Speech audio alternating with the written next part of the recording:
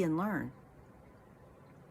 And when you have those experiences in your life where you learn these things and you have these big awarenesses, it's, to me, it's magical. To me, it's like, wow, I may have never gotten there by myself. That's what I'm saying. If you have a perfect life, if you have everything handed to you and everything goes well all the time, you're probably not going to learn the things that you really need to learn to grow. And that's what we're all about. We're souls in a vehicle, in a human body that's our vehicle, that allows us to do what we need to do to be able to learn the lessons that we need to learn. So I want to include that the situations and the people in your life that had been your adversaries, that you also need to find gratitude and appreciation for all the things that they have taught you. Have you ever been in a relationship that has been a very bad, negative relationship? And when you got out of it, you realized you learned a lot about yourself. You learned a lot about life. You learned about what not to do next time, what not to accept next time. That's what I'm talking about. Find all of those things that you can, and you could probably sit down and you could probably make pages of lists of things, when you really think about it, that seemed negative at the time, that were very trying, that were very difficult for you to go through, but you learned things from it. And now you can have the appreciation and the gratitude for all of those things. So that's the first step, is having gratitude and appreciation for everything that we've experienced in our life, for the people who have been in our lives, for everything that we have right now in our lives. And secondly, is we have to have trust. We have to have trust that the universe, our creator, however you refer to the creator, that our souls, our guardian angels, our guides, that all of that are in our corner and they're working with us and they're trying to help us. You have to trust. And I would say you have to have a little hope in there as well. But mostly, if you don't trust anything or anyone, how does that reflect in your energy? Isn't that keeping you in an energy that is like lack? That is not going to allow you to move to a different energy that is a better energy for you? All right, let me look at my notes here for just a second. So having that trust, I would say we also need to develop a knowing that we are infinite, that we are, as a soul, as a being, we are unlimited, that we can create anything that we want to create if we go about it in the right way. Having the gratitude, the appreciation, the trust, knowing without any doubt that we are infinite, that we are unlimited. And healing is involved. Healing our chakras, especially those lower 3 chakras and our heart chakra, healing those chakras and all the programming and all the experiences we've gone through, that where we've experienced negative emotions with them, and held all of that in our body. Remember, body memory. Our body remembers this stuff. We have to heal it. We have to release it, let it go, in order to not keep carrying it around, because we're still carrying it around in our subconscious when we haven't dealt with it, when we haven't looked at it. It requires work. So, and I'm telling you, 2024 is the year for us to do the work, for us to do the transformation that's needed to get our lives where we really want to be. Okay. Okay. So another thing, talking about emotions, regret, blame, shame, anger, resentment, all of these kind of energies, all of these kind of emotions are very low vibrational energies. They will keep you in a lower vibration. Whether you're aware of the vibration or not, if you have all of these things, if you're a person that wants to get revenge on somebody for doing something to you, you're holding that vibrational energy in you. And what happens? Like attracts like. Law of attraction is just going to bring more experiences back to you so that you can experience some more negative, heavy, traumatizing experiences, because you haven't learned the lesson that holding resentment and holding vengefulness is only going to get you more. It's not serving you. It's not going to help you to raise your vibration and move in a direction where you can deliberately create a life that you want. Okay? So be aware of that. Look at those things. Look at the kind of energies that that you're holding on to. And we all do it. We're culturized to do it, for one thing.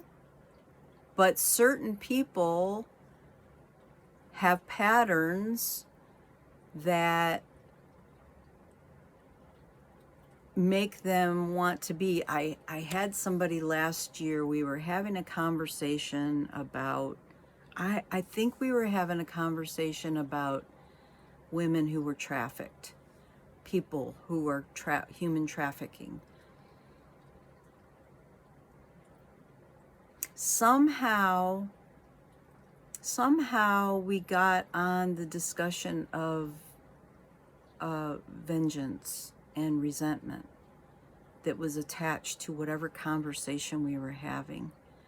And this person was like totally against resentment and vengeance when it came to what the conversation we were having. But somehow it got put on this person that if something were done to them and they stood hard and fast in their tracks that people deserve vengefulness, they deserve to get back what they've given. So when it wasn't about them, they could see that it wasn't right to be vengeful. And I wish I could remember the exact circumstances, the exact conversation we were having, but I don't. But when it came to what they've experienced in their life that they think it's right to get back at people. And I tried to explain that it was the same thing. They couldn't see it. They couldn't see that the energy was the same, but it is. And karma, some people don't believe in karma, but karma is when you do something that's less than loving towards other people. What karma is it's a lesson that comes back to teach you how that was not the best way to handle things, that energy is not the energy of love. And what is God, source, whatever you call that creator energy, what is that creator energy? It's love. And anything that's not love is of a lower vibration, and they tend to be at different levels of lower vibration. Somewhere I have a chart that tells you. I know shame is like one of the very lowest on that chart, and it's measured in hertz of energy.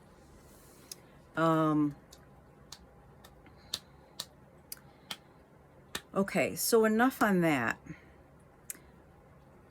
Knowing what you don't want in your life can help you to know what you do want. A lot of people don't know what they want in life. They don't know what to deliberately create because they don't know what they want. One thing you can do is go through your life, every single day of your life, be in the moment and pay attention to what is around you. Not be on your phone or be engaged in something that's mindless. Be an observer. Watch everything. I'm a people watcher. I love to watch people. I've always loved to watch people. So it comes naturally for me. But watch everything in your life. If you're not in a relationship and you see a couple who is displaying loving things to each other on the sidewalk as they're walking down the sidewalk going somewhere, is that something that you would like in your life? Or is it not? If it's not, maybe you need to ask yourself why. Why don't I want that? What are my beliefs about that? What would be stopping me from having a joyful, loving experience with another person? If you do want it, chalk that up to something you do want.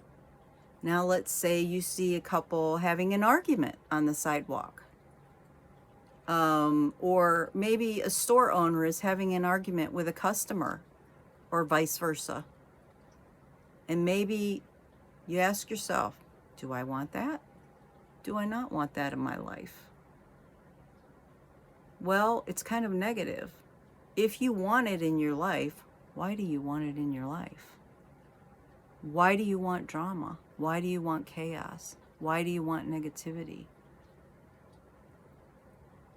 If you don't want it in your life, what does that tell you that you do want in your life? By knowing that you don't want that kind of energy in your life, drama, chaos, negativity, what do you want? Do you want relationships that are harmonious? That even though you may have differences of opinion, you can still have friendships, you can still get along with people, knowing that everybody is different, that not everybody's going to see things the same way. So experience life, experience what you see. Is it something you want? Is it something you don't want? And start writing down the things. You could write down a list of things that you don't want as you experience them. Maybe every night, write down the things I saw this today and I don't want that. Well, what's the opposite of that? What does that mean for me? If I don't want that, I do want this. And that will help you to see what it is you do want in life. I know for a really long time, it was very difficult for me to know what I wanted. When I was younger, I remember I had a lot of goals and I kind of knew what I wanted. Just before I had my big, huge spiritual awakening, I really didn't know what I wanted. And then for a while, I really knew what I wanted. And then I went through another period of, I really don't know what I want. And we go through these ebbs and flows. And what it is, it's leveling up. When we don't know what we want, we're going through a period of time where we're trying to figure out what it is that our soul wants to help us to elevate again, to raise our vibration again. That's how I see it.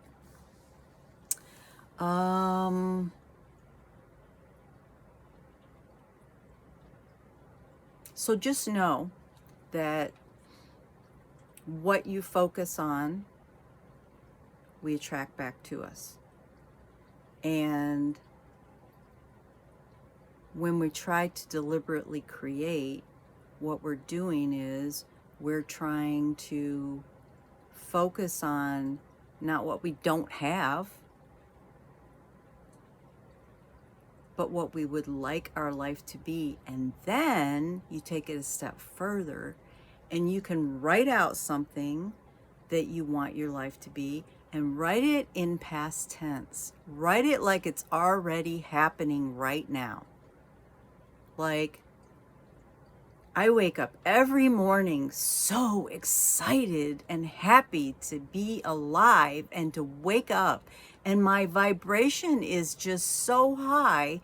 And I'm so joyful and feel so much gratitude for my life and this and that and the other that you have in your life. And all these people that you have in your life. And today, I know I'm going to get to experience this, and this, because I've deliberately created that this is the kind of thing I want in my life. You get the idea? You want it to be something, you want them all to be very positive things, and you want them to be like you already have it in your life. I'm not somebody who likes the term fake it till you make it. I'm not somebody who, if I'm upset with somebody, I can hide my feelings and treat them, what's the saying, kill them with kindness. I'm not somebody like that, okay? I'm pretty much who I am. You get what you get. When I feel a certain way, you know it. But when you do this kind of work, you have to get yourself in that place of gratitude and appreciation, and then using your imagination. Imagine that you're already there, that you've already got these things in your life. And what you're doing is you're creating that energy of it. And maybe you aren't physically there yet, but it's here. Okay, so it's here. Okay, it's already been created and you're here. And what you need to do is keep working on your vibration, keep releasing the beliefs that come up, keep releasing the patterns that you know that you have that you need to release. Keep releasing and keep releasing and keep releasing until your vibration is a match for what you have created. That's how it works. That's what deliberate creation is about. It's creating something that you want and then working on your vibration to get your vibration to match it. Okay. I think that's all I wanted to talk about today. And unless something else comes up, tomorrow we'll probably do Law of Allowing, which will take us to another step. I wish you well. I hope you've had a wonderful day. If you would, like, share, subscribe, comment for me if you want. Send this to some, send the information to somebody that you think might benefit from this. And in the description box, you'll find my email if you want to email me and set up any kind of a session for any kind of clearing work that I do. Sending you lots and lots of love and many blessings.